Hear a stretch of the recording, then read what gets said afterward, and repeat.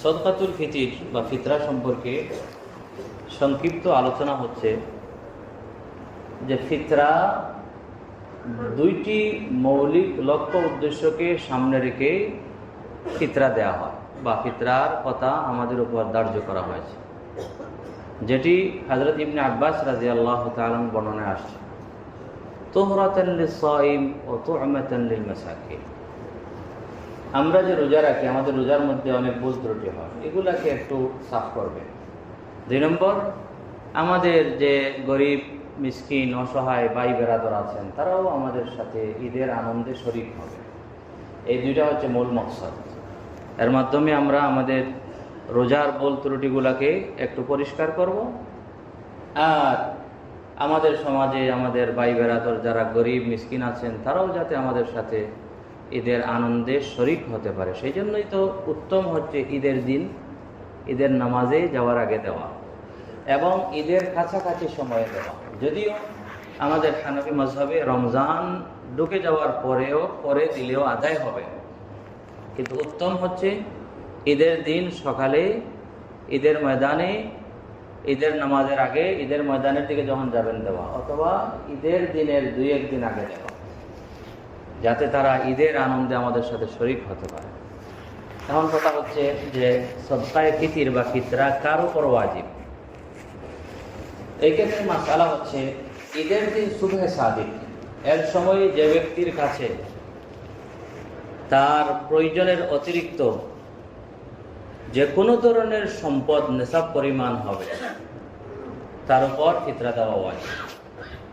আমরা যাকাতের আলোচনা যখন করি তখন আমরা বলি মালের নামেই হওয়া শর্ত, অর্থাৎ বর্ধনশীল সম্পদ, ব্যবসায়ী সম্পদ হওয়া, টাকা পয়সা হওয়া, স্বর্ণ হওয়া, এগুলো কিন্তু যাকাতের ক্ষেত্রে শর্ত। স্থাবর সম্পত্তির উপরে কোনো যাকাত আসে না যদি ওইটা আপনি ব্যবসার নিয়তে না ক্রয় করেন।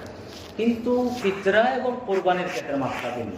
যে কোনো ধরনের সম্পদ যদি আপনার প্রয়োজনের অতিরিক্ত হয় এবং সেই সম্পদের মূল্য যদি 52.5 তোলা রূপার সমমূল্যের হয়, অথবা 7.5 তোলা সোনার সমমূল্যের হয়, তখন আবার ওই যাকাত ওয়াজিব হওয়ার জন্য বছর গুড়া শর্ত।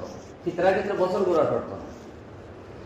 ওই ঈদ উল ফিতরের সুবহে সাদিকের সময় আপনার কাছে আপনার প্রয়োজনের অতিরিক্ত যে কোনো ধরনের সম্পদ যদি নেশাব পরিমাণ হয়, তখন আপনার উপর যাকাত ওয়াজিব, ফিতরা ওয়াজিব, আপনার উপর ফিতরা ওয়াজিব। এমনকি উলামায়ে কেরাম বলেছেন, কোনো একজনের ধরেন বড় বড় পিতলের আছে, ডেগ আছে বড় বড়, যেগুলো তার বছরের অর্ধেক সময় বছরে লাগে না, এগুলো হঠাৎ কোনো অনুষ্ঠান, সেটাও হিসাবে চলে আসে। ফিতরার ক্ষেত্রে ওইরকম টাকা পয়সা হওয়া শর্ত নয়, বরং যে কোনো ধরনের সম্পদ যদি আপনার প্রয়োজনের অতিরিক্ত হয় আর সেই সম্পদের মূল্য যদি নেশাব পরিমাণ হয়। নেশাব পরিমাণ মানে কি? 52.5 তোলা রূপা অথবা 7.5 তোলা সোনার সমমূল্যের হওয়া। সুতরাং বুঝতে পারলাম যে কার উপর ফিতরা ওয়াজিব। শুধু সুবহে সাদিকের সময় আপনার কাছে কি আছে সেটা দেখবো আমি, আগেও দেখবো না, পরেও দেখবো না, 1 বছর হয়েছে কিনা কিছু দেখার দরকার নেই। ওই সময়ে আপনার কাছে কি আছে না আছে সেটা দেখবো। এ থেকে অনেক মানুষের উপরে কিন্তু ফিতরা ওয়াজিব হয়, কিন্তু মানুষ বুঝে না।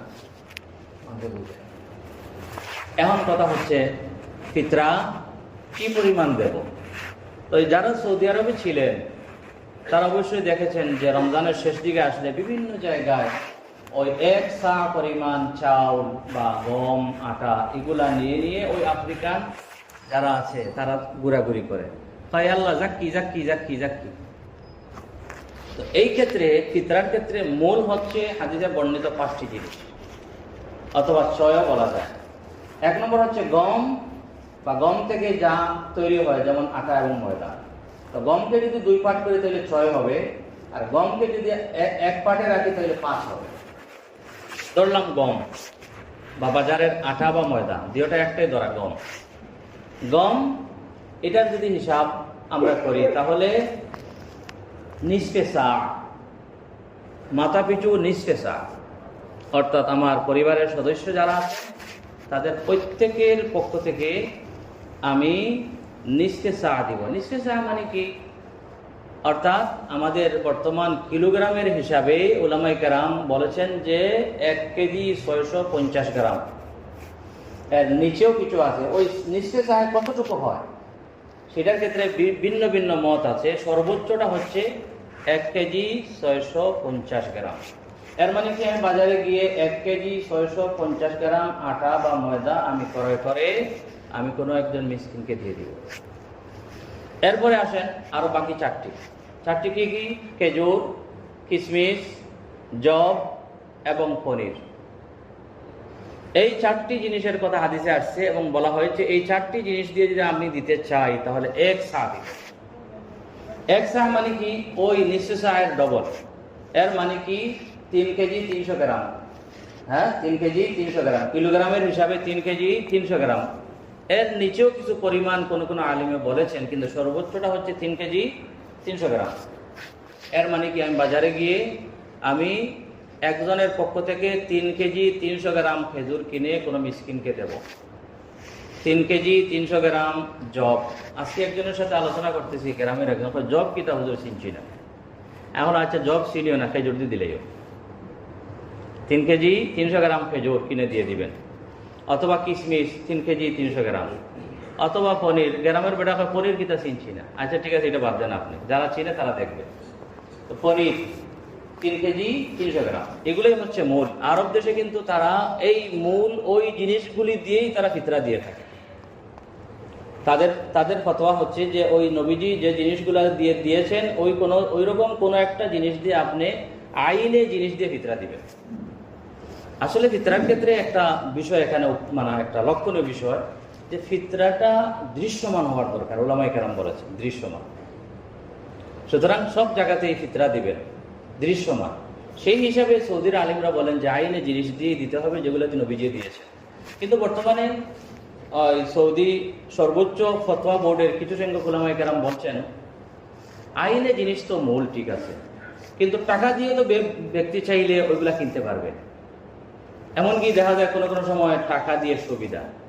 এই দিক দিয়ে যেমন শেখ মুতলক বড় একজন আলিম, যাদের সাথে আমি হজের সময় অনেক দিন ছিলাম, প্রায় 7 বছর ফতোয়া বিভাগের সাথে আমি হজের সিজনে ওই দায়িত্ব পালন করতাম। তো তাদেরকে একদম কাছ থেকে আমি চিনি। তো শেখ মুতলক অনেক বিজ্ঞ একজন আলিম এবং বিচক্ষণ।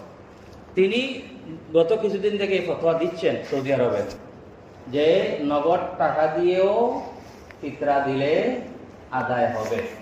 কারণ এই নগদ টাকা এর ক্ষেত্রে দেনেওয়ালারও সুবিধা আর লোনেওয়ালারও সুবিধা। আর আমাদের হানফি মযহবের পূর্ব থেকে আবু হানিফা রাহমাতুল্লাহ আলাইহির যুগ থেকে ফতোয়া হচ্ছে যে যদিও মূল ওই 5টি জিনিস, কিন্তু ওই 5টি জিনিসের কোনো একটির মূল্য ধরে আপনার ফিতরা দিলেও হবে। সুতরাং আমাদের দেশের উলামায়ে কেরাম রমজান আসলে এটাই বলেন যে আপনি গমের হিসাব করে দিলে আপনার ফিতরা এত, জবের হিসাব করে দিলে আপনার ফিতরা এত, খেজুরের হিসাব করে দিলে আপনার ফিতরা এত, তারপরে কিশমিশ এরকম। আবার এই ক্ষেত্রে দেখেন ইসলামের মধ্যে কত সুবিধা রাখা হয়েছে। গম থেকে শুরু করে একের পনির পর্যন্ত গমের হিসাব করলে মাত্র 110 টাকা হয়, আর পনিরের হিসাব করলে প্রায় 3000 টাকা হয়। এই এত তারতম্য কেন? আমাদের সুবিধা। আমাদের যারা ধনী আছে, এই যে সামনে যারা বসে আছেন, সবার কি ধনী হলেও সবার কি ধন সমান?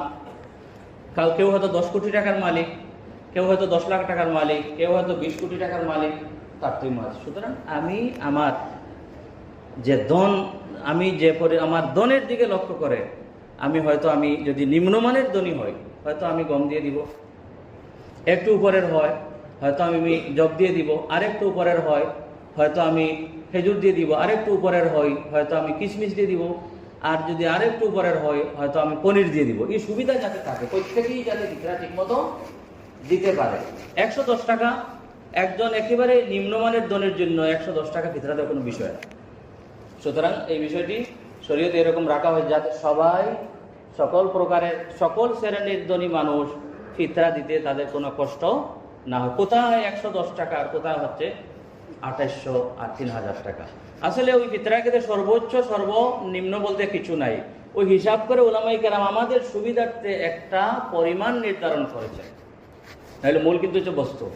এখন তারা হয়তো দাম ধরেছেন ঢাকার দাম, আমার গ্রামে হতে পারে এবার গমের খুব বাম্পার ফলন হয়েছে, আমার এলাকায় আমি 1 কেজি 650 গ্রাম হয়তো আমার এলাকায় পাইতে পারি 80 টাকায়, তখন আমি ভিতরে 110 টাকা না দিয়ে 80 টাকা দিলে আমার হবে। সেই জন্য ওই দিন এক মুসল্লি বলেছিলেন, সুন্দর বলেছিলেন, আসলে সর্বোচ্চ এবং সর্বনিম্ন বলতে কিছু নেই, এটা একটা আইডিয়া, এটা একটা আমরা তো আর সবাই শিক্ষিত না, হিসাব করতে পারি না, একটা আইডিয়া দেয়া হয়েছে। আপনি আপনার এলাকায় ওই যে জিনিসটি দিবেন সেই জিনিসের যে মূল্য হবে সেই জিনিস ধরবেন। ঢাকায় ধরেন আমাদের এলাকার গম পৌঁছায় নাই, তাদের ওইখানে 100 টাকা রয়ে গেছে, এখন আমাদের এখানে বিরাট হয়েছে, এখন 50 টাকা করে আমার বিক্রি হচ্ছে, সেই হিসাবে আমি দেবো। সুতরাং আসলে টাকার ক্ষেত্রে সর্বোচ্চ সর্বনিম্ন বলতে কিছু নাই, আপনি যে জিনিস দিয়ে দিবেন সেই জিনিসের মূল্য ধরে আপনি দিবেন। হ্যাঁ, উলামায়ে কেরাম আপনার আমার সুবিধার্থে একটা রেট দিয়েছেন, এটা ফাউন্ডেশনে দিয়েছে তাদের ঢাকার রেট, আপনি যদি তাদের এই রেটে দিয়ে দেন তাহলে রেট অনুসারে সর্বোচ্চ রেটটা তারা ধরেছে, সেই হিসাবে তাদেরটা দিলে আপনার আদায় হবে, এমনকি কোনো কোনো ক্ষেত্রে সর্বনিম্ন যেটা এটার থেকে আরো বেশি আদায় হবে। তখন কাদেরকে দিবেন? যারা মিসকিন, অসহায়, যাদের টাকা পয়সা নাই অথবা নেশাব পরিমাণ সম্পন্ন, তাদেরকে দেব। ফিতরা দেওয়ার সময় খুবই সতর্কতার সহিত দেওয়ার দরকার। যাকে মনে চাইলেন তাকে দিয়ে দিলেন, হ্যাঁ, তার অবস্থা আপনি যাচাই বাছাই করলেন না, আপনার ফিতরা দেওয়া হবে না। সুতরাং এটা খুব খেয়াল করার দরকার। ফিতরা অত্যন্ত গুরুত্বপূর্ণ একটা ইবাদত, এটাই যাতে আমাদের কোনো গাফলতি না হয়, এটা খুব খেয়াল করে দেওয়ার দরকার, হিসাব করে দেওয়ার দরকার। আর দেওয়ার সময় যদি কোনো একটা রেট ধরে অতিরিক্ত দেন তাহলে নূরুন আলা নূর, শোনায় সোহাগা, অসুবিধা নেই। কেউ বলে হুজুর আটার হিসাব করলে 110 টাকা, আমি 200 টাকা দিব, সমস্যা নেই, আরো ভালো। অর্থাৎ ওই সর্বনিম্ন যেটা ধরবেন এটার থেকে কম হইতো না, বেশি দেন সমস্যা নেই, কিন্তু ওইটা যেটা ধরবেন এটার থেকে কম হবে না। কোনো একটা ধরবেন আর এটার সর্বনিম্ন যে রেট দেওয়া হয়েছে এটাই দিবেন, আর এটার উপরে দিলে নূরুন আলা নূর, কিন্তু মূল উদ্দেশ্য হচ্ছে এর চাইতে যাতে কম না হয় কতটুকু। সুতরাং আপনি 110 টাকাই দিতে হবে জরুরি না, কিন্তু আমি ধরছি 110 টাকা, এর মানে কি আমি যদি নিজে বাজারে গিয়ে যাচাই বাছাই করি না তাহলে তাদেরটা ধরি 110 টাকা দেবো, আর বেশি দিলে কোনো সমস্যা নেই, এটা হলো মূল বিষয়। আর দেওয়ার সময় গরিব মিসকিন যারা আছে তাদেরকে দেখে দিতে হবে। আল্লাহ সুবহানাহু ওয়া তাআলা আমাদের সবাইকে তৌফিক দান করুন।